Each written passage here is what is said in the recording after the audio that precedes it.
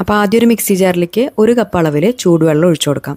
ചൂടുവെള്ളം എന്ന് പറയുമ്പോൾ തൊട്ട് നോക്കുമ്പോൾ ചെറുതായിട്ടൊരു ചൂടാട്ടേ പാടുള്ളൂ. എന്നിട്ട് അതിലേക്ക് 1 കപ്പ് പത്തിരിപ്പൊടിയും, അതായത് നൈസായിട്ടുള്ള അരിപ്പൊടി, 1 കപ്പ് നാളികേരം ചിരകിയതും, 1/2 കപ്പ് കുതിർത്തെടുത്തിട്ടുള്ള വെള്ള അവിലും, മധുരത്തിനനുസരിച്ച് പഞ്ചസാരയും, 1/2 ടീസ്പൂൺ ഇൻസ്റ്റൻറ്റ് ഈസ്റ്റും, തൊലി മാറ്റിയ 3 ഏലക്കായും, 1/4 ടീസ്പൂണിനടുത്ത് ഉപ്പും ചേർത്തിട്ട് ആദ്യം എല്ലാം കൂടിയിട്ട് നന്നായിട്ടൊന്നും കൂടി മിക്സ് ചെയ്തെടുക്കാം. അതിനുശേഷം കുറച്ചും കൂടി ചൂടുവെള്ളം ഒഴിച്ചു കൊടുത്തിട്ട് അതെല്ലാം കൂടിയിട്ട് ഒരു ദോശമാവിൻ്റെ പരുവത്തിൽ നന്നായിട്ടൊന്ന് അരച്ചെടുക്കുക.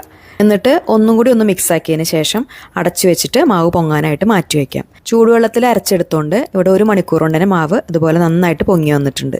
ഇനി ഇതുപോലെ ഒരു പാത്രത്തിൽ കുറച്ച് വെളിച്ചെണ്ണയോ നെയ്യോ തടവിയതിന് ശേഷം മാവ് ഒഴിച്ചു കൊടുത്തിട്ട് ഒരു 20 മിനിറ്റ് ആവിയിൽ വേവിച്ചെടുത്താൽ നല്ല സോഫ്റ്റ് ആൻഡ് സ്പോഞ്ചി ആയിട്ടുള്ള വട്ടയപ്പം റെഡിയായി. ചൂടാറിയതിന് ശേഷം ഡീമോൾഡ് ചെയ്തെടുക്കാം. ബേക്കറിയിൽ നിന്നൊക്കെ വാങ്ങുന്ന രീതിയിൽ നല്ല സ്പോഞ്ചി ആയിട്ടുള്ള വട്ടയപ്പമാണ്. കഴിക്കാനത് നല്ല ടേസ്റ്റാണ്. ഡീറ്റെയിൽഡ് റെസിപ്പി നമ്മുടെ ചാനലിലുണ്ട്, ആവശ്യമുള്ളവർ കണ്ടു നോക്കിക്കോളൂ.